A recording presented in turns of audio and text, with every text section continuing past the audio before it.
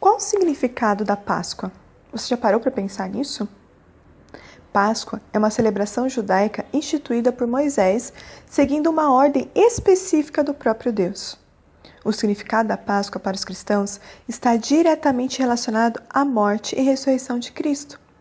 A palavra Páscoa significa passar por cima, saltar ou passar. Esse significado faz referência à ocasião em que Deus enviou a 10ª praga sobre o Egito. Essa 10ª praga resultou na morte de todos os primogênitos, mas os israelitas nada sofreram. Portanto, quando o juízo de Deus atingiu os egípcios, as casas dos israelitas que estavam marcadas com o sangue do cordeiro que havia sido sacrificado foram poupadas. Desse modo, o significado passar por cima transmite o sentido de poupar, ou seja, passar por cima por misericórdia. O juízo de Deus passou por cima dos israelitas. Deus teve misericórdia do seu povo e o salvou da escravidão do Egito. Para entender melhor como aconteceu, quando Deus anunciou a 10ª praga, ele também deu instruções a Moisés de como os israelitas deveriam proceder. O Senhor ordenou que eles sacrificassem um cordeiro macho sem defeito para que pudesse, então, o seu sangue ser passado nos umbrais em volta das portas. Eles deveriam comer a carne do cordeiro assada no fogo, acompanhada de pães asmos e ervas amargas. Aqui podemos fazer as seguintes observações. Pães asmos eram pães sem levedura, ou seja, sem fermento. Os pães asmos deveriam ser comidos como lembrança da pressa durante o êxodo. As ervas amargas, essas ervas estavam diretamente associadas ao sofrimento e à aflição dos tempos de escravidão. O Senhor também ordenou que eles comessem com pressa, com os lombos cingidos, sandálias nos pés e cajado na mão, pois naquela mesma noite Deus passaria sobre o Egito, como lemos lá em Êxodo 12:11. Quando o juízo de Deus atingiu o Egito, morreram todos os primogênitos, desde os homens até os animais. Isso também significou a completa derrota dos deuses do Egito. O significado da Páscoa judaica está claramente registrado no livro de Êxodo, quando lemos: E acontecerá que quando os vossos filhos vos disserem, que rito é este? Respondereis: Este é o sacrifício da Páscoa ao Senhor, que passou por cima das casas dos filhos de Israel no Egito, quando feriu aos egípcios e livrou as nossas casas. Então o povo se inclinou e adorou. Êxodo 12, 26 e 27.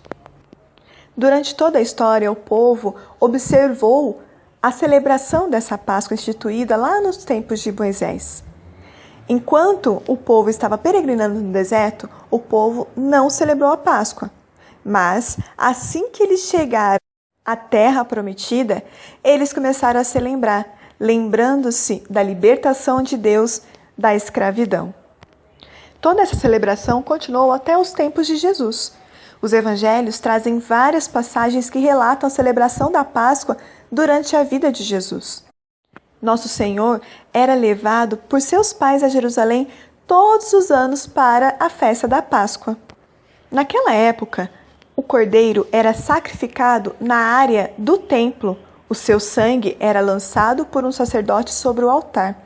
A refeição pascal podia ser comida em qualquer casa da cidade. Era comum os judeus se reunirem em grupos, assim como o grupo de Jesus e seus discípulos que se reuniu lá no cenáculo formando um tipo de unidade familiar. Por causa dessa festa da Páscoa, acredita-se que entre 60 até 180 mil judeus compareciam a Jerusalém para poder celebrar a Páscoa.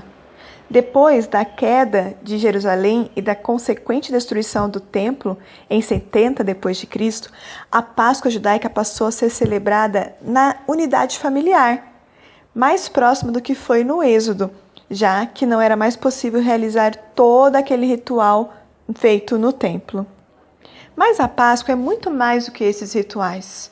O profeta Isaías profetizou acerca do Messias, dizendo que, como cordeiro, ele seria levado ao matadouro.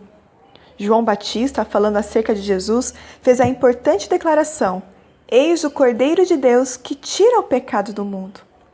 Jesus foi traído, preso e crucificado durante a festa da Páscoa em Jerusalém.